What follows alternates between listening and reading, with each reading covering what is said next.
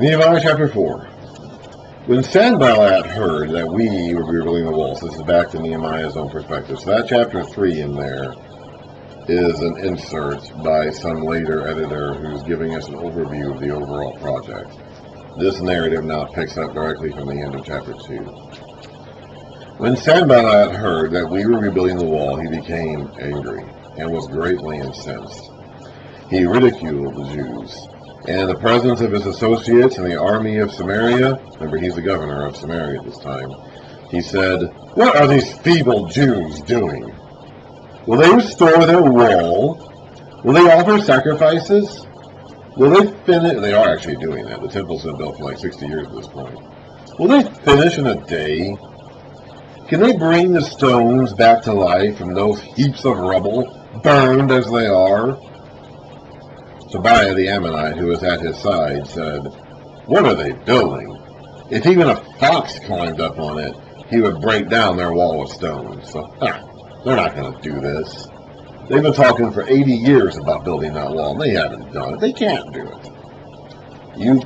They put those stones on top of each other, and a fox climbing up on them is going to knock them down again. That's how weak and pathetic their wall is going to be. Hear us, O God." Now Nehemiah is going to take the fight straight to these guys with the help of God. He is not going to be dismayed or discouraged by them. He is going to continue relying on God for his support. Pastors love the book of Nehemiah. It is my experience that church people, pastors, leaders, love the book of Nehemiah. They love to imagine themselves as Nehemiah. They love to look to Nehemiah as examples of godly, strong leadership. So we're going to see a lot of that here from this point through the end of the book. Now, Nehemiah is appointed as a political leader. He's not a priest, he's not a Torah teacher, but he is the governor, and he does have command over the Jews' civic affairs. Okay? So he is a leader. He is a top civic leader in the land at this point. So he is an example to look to in terms of how to get things done, even in the face of opposition. Hear us, O our God, for we are despised. Turn their insults back on their own heads. Give them over as plunder in a land of captivity. Do not cover up their guilt or blot out their sins from your sight. For they have thrown insults in the faces of the builders, or they have provoked you to anger before the builders. So we rebuilt the wall till all of it reached half its height. The people worked with all their heart. So the whole wall, all the way around, is up to half the height of it should be. Not all the way up, but at least there's a wall of protection, half a wall of protection, all the way around the city. But when Sanballat, Tobiah, the Arabs, the Ammonites, and the men of Ashdod, so we've had an enemy from the north, that's Samaria, Sanballat. We've had an enemy from the east, that's Tobiah, the Ammonite. We've had an enemy from the south, that's Gira, the Arab, Geshem, the Arab. Now we have an enemy from the west, that's Ashdod, the Philistines. Remember them? I don't know if these are the Philistines or their descendants, but Ashdod is on the western coast. So we've got enemies all around us, north, south, east, and west. So when they heard that the repairs of Jerusalem's walls had gone ahead, and that the gaps were being closed, they were very angry. Simply making fun of them isn't going to work it anymore. They all plotted together to come and fight against Jerusalem and stir trouble against it. But we prayed to our God and posted a guard day and night to meet this threat. So now they're not just stopping with ridicule.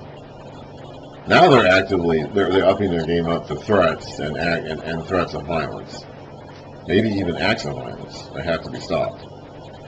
Meanwhile, so while that's happening, the external threat outside, the people in Judah said, the strength of the laborers is giving out. There is so much rubble that we cannot rebuild the wall. So it's getting to be tough. It's like, oh, there's just so much to do. This is so difficult. They probably tried doing this before. They've been in the land for almost 100 years now. They've been back in the land for over 90 years now. They have probably tried rebuilding this wall before. But it is just, this is so difficult. We'll never do this. Every time they try, they fail, whether it's because of enemies without or just psychological, spiritual, emotional concerns within. They haven't succeeded up to this point. I had a similar thing happen to me like this a few years ago when I had a disaster in my basement. And I was faced with a long and tiring repair job down there. And I remember it was about this time, February, March 2020, right at the beginning of COVID, although not because of COVID, it was completely independent and separate of COVID. It happened to be right at the same time. And I remember sitting in my basement and just looking around at the damage and the destruction down there and thinking to myself, I am never going to be able to get this done. I am never going to be able to fix this, to get this basement usable and functional again as a storage place or as a workspace or any other purpose for which it's been used. We had a great basement. Okay, it's like for 40 years that basement was basically the first floor of our house. You know, we had a bedroom down there. Dad and Mom used to work down there when I was growing up. We had entertainment centers down there. It was a wonderful basement. And we had a disaster. We had a fire hydrant leak that leaked into our basement. I mean, it's a good thing that it only caused damage to the basement, because we had hundreds of thousands of gallons of water in this fire hydrant leak that were pouring into our yard, and we could have ended up in a hole in the ground if things had gotten too bad. So in the grand scheme of things, only having a damaged basement is not a bad way to come out of this problem, which was very extensive and serious. But I remember thinking after we got the water, after we figured out the source of the problem, and they fixed that, and we finally drained the water out of our yard, so that we were no longer being threatened to literally sink in a pool of water that was filling up all the ground around us. I remember sitting there thinking, man, this basement is so damaged. I had shelves down here, I had stuff down here, I worked down here, I had an office down here, it was nice and wonderful, and it was like, oh. Now it's in ruins, and it's going to take it's going to be so long and difficult to get this fixed again. But I finally did it. It took 2 years, but I finally did it. Last May, Mother's Day, May 8th of last year, I brought Mom downstairs and showed her the basement to her, and we celebrated finally getting it done. Now, I didn't do it. I didn't get things set up exactly the way they were before. I had to abandon some of my original plans for the basement. I no longer have a series of bookcases down there like I had before. Okay, and we did not end up repairing the damaged tiles on the floor. I just put laid a new carpet down over them. Just like these people, they did not end up repairing the entire wall. Parts of the wall they had to let go. They built a new wall that was smaller than the original one, so they had to content themselves with having a smaller city and a smaller wall than they had before. But they did eventually get it done. But there was a time there when, in my experience, and I'm sure you can think of experiences in your life too, where the task in front of you is just so overwhelming. It's like, I am never going to get this done. There's just no way I'm ever going to finish this. And that's how these people are thinking now. Therefore, and not only that, but they have threats from the outside too. Internally, they're being discouraged just at the sheer overwhelming force of the work ahead of them. And externally, they've got enemies that are not only ridiculing them, not only mocking them, but are now actively threatening them.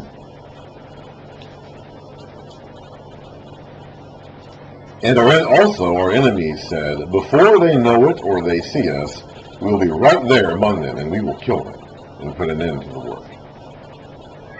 Then the Jews who live, and this is a serious threat too, because as we'll find out, there are internal enemies. Okay, so remember all those mixed marriages that they dealt with in previous, Malachi mentioned it, and Ezra mentioned it.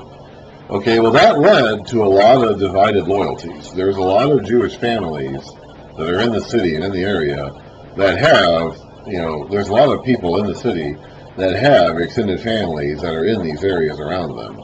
And we'll read about that, examples of that later on. So some of these people, their loyalties are at least partially loyal to some of these enemies outside the city.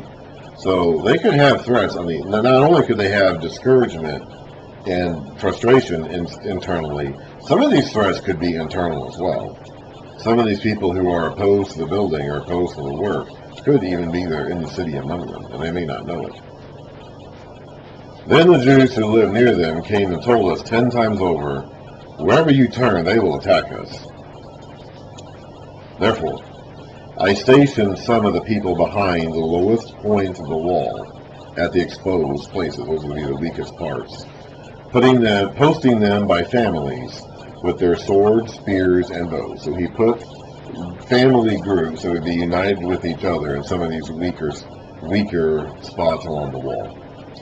After I looked things over, I stood up and said to the nobles, the officials, and the rest of the people, don't be afraid of them. Remember the Lord, who is great and awesome, and fight for your brothers, your sons and your daughters, your wives and your homes. When our enemies heard that we were aware of their plot and that God had frustrated it, we all returned to the wall, each to his own work. Remember how they're all working on this wall at the same time? Each of them has a section to do, and they're all doing it together at the same time to get it done. So this is happening in the midst of all of that.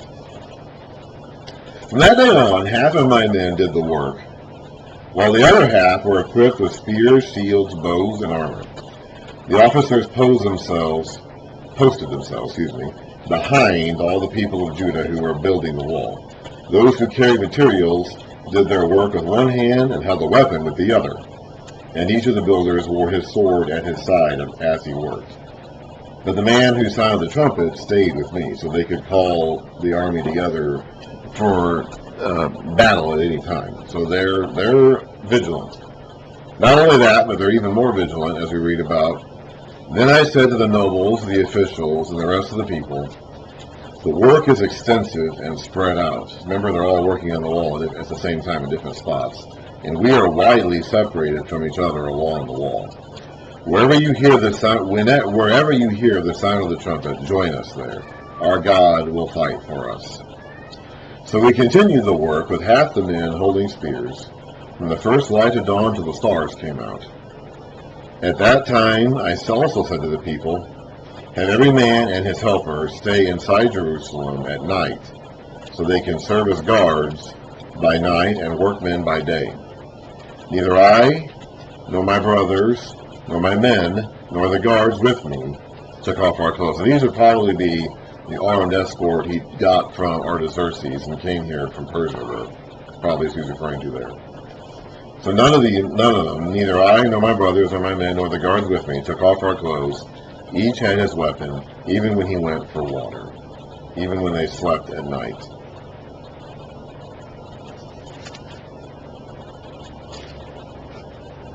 So they're constantly vigilant. They have to basically sleep with one eye open. Today we would use the expression sleep with one eye open. Now, an attack could come at any time and from anywhere. Okay? They've got enemies all around them. We read about that. They've got enemies to the north, enemies to the east, enemies to the south, enemies to the west. They've even got enemies on the inside. They've got discouragement. They've got depression. We're going to read about here in Nehemiah 5. They've got other problems going on too. That's adding to the pressure. Serious problems, like legitimate problems, that are adding to the pressure. We'll read about that next time. And so they have to be constantly vigilant. One guy is going to be doing the work, while a guy right behind him is going to be his bodyguard. One guy is going to be carrying a bucket full of dirt in one hand and a spear in the other. Okay? One guy is going to have a sword, and one guy is going to, and he's going to, in one hand, he's going to have a shovel in the other. They're going to sleep in their cloaks. They're going to sleep with their weapons right beside them. They're going to sleep with one eye open.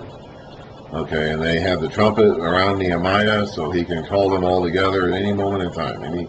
As soon as you hear the trumpet, as far as I can tell, they never had to use that. It doesn't appear as though they ever actually were attacked, but they were ready for it. They were ready for an attack at any time, from anywhere. And not only that, but they had internal discouragement as well. The work was overwhelming. The task in front of them just seemed too great to complete.